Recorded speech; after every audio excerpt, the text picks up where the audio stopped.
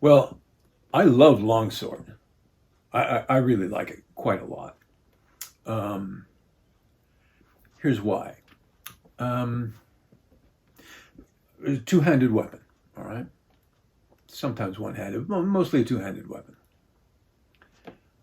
It is longer, bigger, heavier than the typical rapier, small sword, saber. I find longsword to be more muscular, let's say.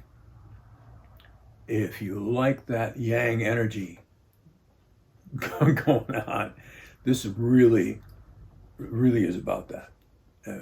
It just feels powerful, feels good to swing that sword, no doubt about it. It's very, in a way, very primitive. That is, meaning first.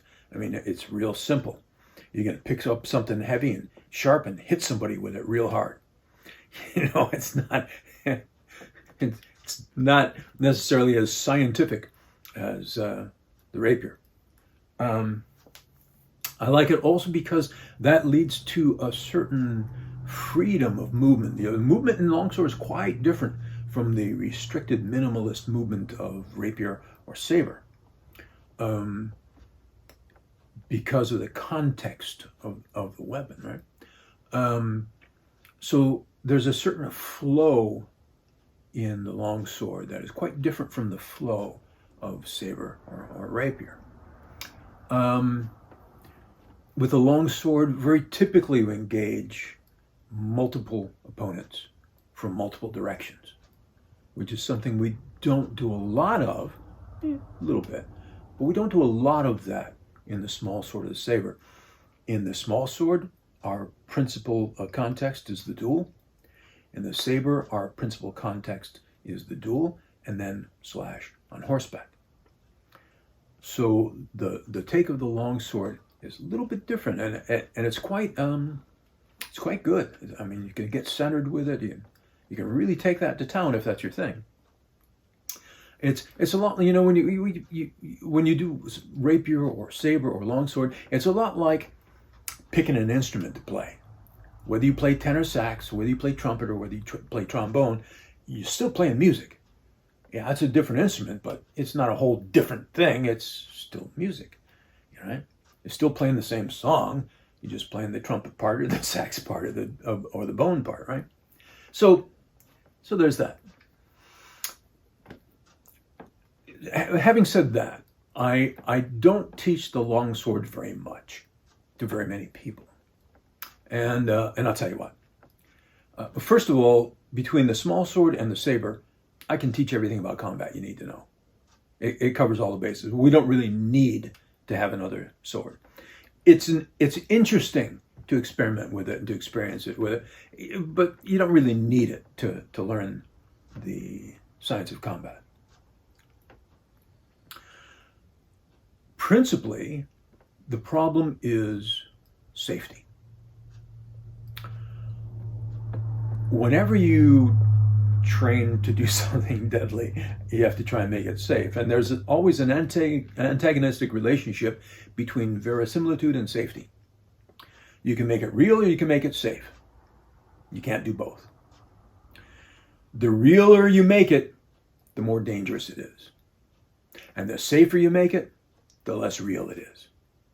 And so we're trying to get a balance in there of something where it's real enough to be real, but safe enough to be safe. Right?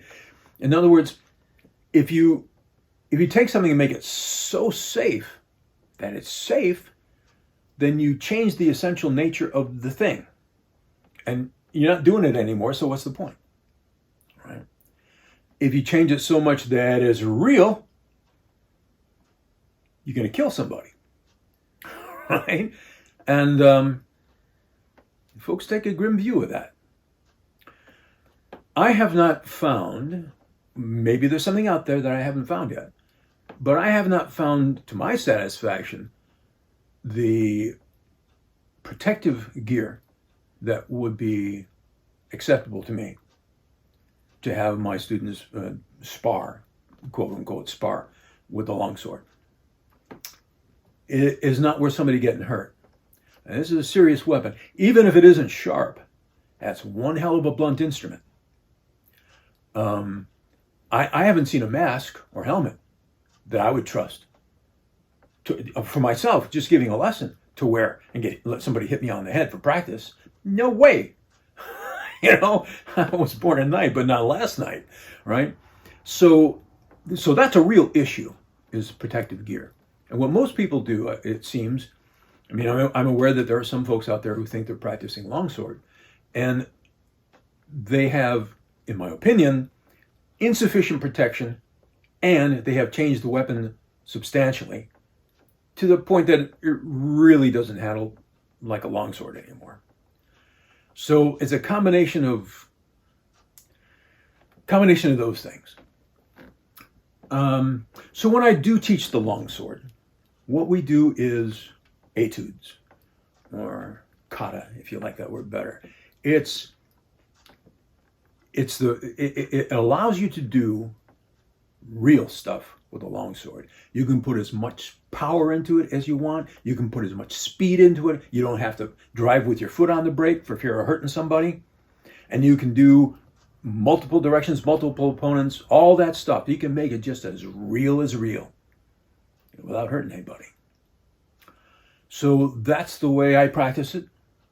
I don't spar with anybody with a long sword, There's just no point to it. That's the way I practice it. That's the way I teach it. I know there are folks who disagree with that, and they think they're fighting with a long sword. And I don't think so. I don't think they are. I think they are.